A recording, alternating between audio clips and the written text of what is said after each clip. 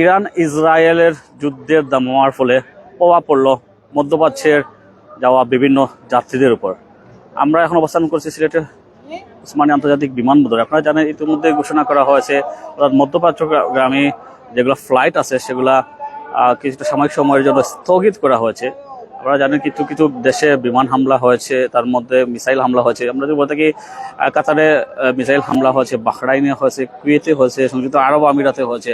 তো এরকম কয়েকটি দেশে আসলে বিমান হামলা হওয়ার কারণে বাংলাদেশ বিমান থেকে এই নির্দেশনা দেওয়া হলো যে মধ্যপ্রাচ্যগামী কোনো ফ্লাইট আপাতত যাচ্ছে না যতক্ষণ না পরিস্থিতি উন্নতি হচ্ছে। আমরা একটু দেখাই, এখানে অসংখ্য যাত্রীরা এসেছেন, যেখানে তারা অনেকে বিপাকে পড়েছেন। আমরা একটু তাদেরকে জানার চেষ্টা করবো, তাদের কথা বলার চেষ্টা করব, তাদের কাছ থেকে আসলে কি ধরনের অভিজ্ঞতা তারা সম্মুখীন হচ্ছেন। আমরা দেখাই এখানে অসংখ্য যাত্রীরা এসেছেন। তবে যারা ইতিমধ্যে জেনে গেছেন তারা আসলে এখানে আর বেশি ভিড় জমাচ্ছেন না।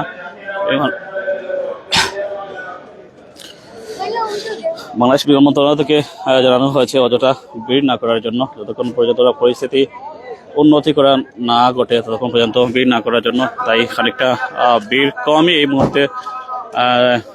যারা শুধুমাত্র জানেন না, শুধুমাত্র তারাই এখানে এসেছেন। তবে আমরা এখন যতটুকু জানতে পেরেছি এখানে যারা আছেন তারা অধিকাংশই অপেক্ষা করছেন। যারা বিদেশ থেকে এসেছেন তাদের রিসিভ করার জন্য এখানে ডোমেস্টিক ফ্লাইট দেশের বিভিন্ন প্রান্তে যাচ্ছে, যার কারণে অনেকে এখানে তাদেরকে রিসিভ করতে নিয়ে এসেছেন। এবং ইউরোপের যে ফ্লাইটগুলো সেগুলো সচল আছে। তবে যে কয়েকটি দেশ মূলত হামলা হয়েছে, আমরা বলেছিলাম কাতারে হামলা হয়েছে, কাতার, কুয়েত, বাহরাইন, লেবানন, সেই সাথে অর্থাৎ এইসব দেশগুলোতে হামলা হয়েছে। পরবর্তীতে আরো কয়েকটি দেশ থেকে হামলা শোনা যাচ্ছে। আমরা যতটুকু জানি সৌদি আরবে থেকে আসলে এএফসি গণমাধ্যম কর্মীরা জানাচ্ছিলেন যে সেখানেও তারা শব্দ শুনতে পেরেছেন। তবে সেটা আসলে নিশ্চিত নয় যে সৌদি আরবে বিমান হামলা বা মিসাইল হামলা হলো কি না। তো যে বিষয়টা হচ্ছে, আপনারা ইতিমধ্যেই জানেন ইরান ইসরায়েল যুদ্ধে ইতিমধ্যে আরব আমিরাত অর্থাৎ আবুধাবিতে একজন নিহত হয়েছেন ইরানের মিসাইলের আঘাতে।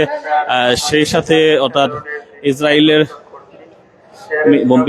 বিমান হামলা, ইসরায়েলের ক্রমাগত বিমান হামলায় ইরানের 36 জন স্কুল পড়ুয়া শিক্ষার্থী আসলে নিহত হয়েছেন।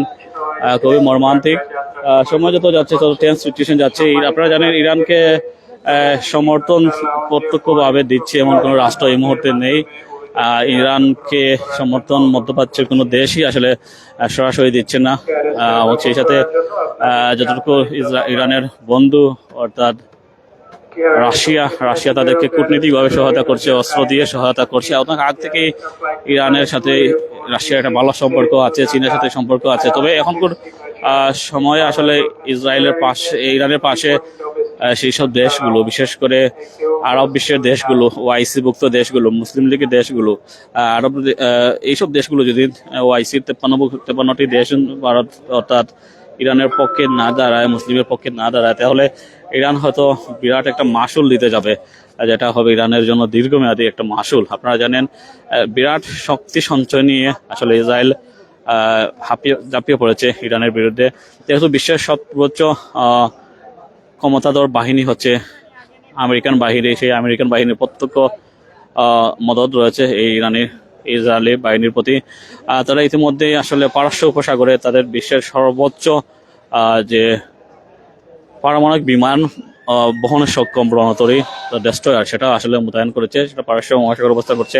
হামলার জন্য সর্বাধিক প্রস্তুতি নেওয়া হয়েছে, যেখান থেকে ফ্লাইট উড্ডয়ন এবং অবতরণ সব করা যায়। একসাথে 100 অধিক ফ্লাইট একটি মাত্র রণতরীতে উৎক্ষেপণ করা যায়। এত বিশাল আয়তনের এবং বিশাল ক্ষমতা সম্মত। সেই সাথে আমরা যদি বলে থাকি আকাশ প্রতিরক্ষা ব্যবস্থা, এবং কুয়েতে তাদের সর্বোচ্চ এবং কাতারে আসলে মার্কিন সেনারা অবস্থান করছেন। সেখানে সৈন্যের সংখ্যা প্রায় 30,000 মতো। আমরা যতটুকু জানতে পেরেছি খামেনি প্রশাসনের মাধ্যমে, যেটা তারা বলতে চাচ্ছেন যে অর্থাৎ মধ্যপ্রাচ্যে ইতিমধ্যে এখন প্রায় 90,000-এর অধিক আসলে মার্কিন সেনারা অবস্থান করতেছেন। তাদেরকে আসলে লক্ষ্যবস্তু করা হবে। যতক্ষণ পর্যন্ত না তাদেরকে আসলে এই মধ্যপ্রাচ্য থেকে সরিয়ে দেওয়া না হবে ততক্ষণ পর্যন্ত ইরানের যুদ্ধ থামবে না। অর্থাৎ পৃথিবীর বিভিন্ন দেশে আসলে আমেরিকার যে সামরিক ঘাঁটিগুলো আছে তার মধ্যে সবচেয়ে বেশি সামরিক ঘাঁটি আছে মধ্যপ্রাচ্যের। তার চেয়ে সবচেয়ে বেশি দাম বললাম ইরানের মধ্যে আছে, ইরাকে আছে, লেবাননে আছে, কুয়েতে আছে, কাতারে আছে, বাহরাইনে আছে, সর্বশেষ এইসব আবুধাবিতে আছে, সৌদি আরবে আছে, পৃথিবীর অত সব দেশেই আছে। গত কয়েক বছর আগে আপনারা জানেন আফগানিস্তান থেকে তাদেরকে বিতাড়িত করা হয়েছে, সিরিয়া থেকে বিতাড়িত করা হয়েছে, এরকম কয়েকটি দেশ থেকে তাদেরকে বিতাড়িত করা হয়েছে।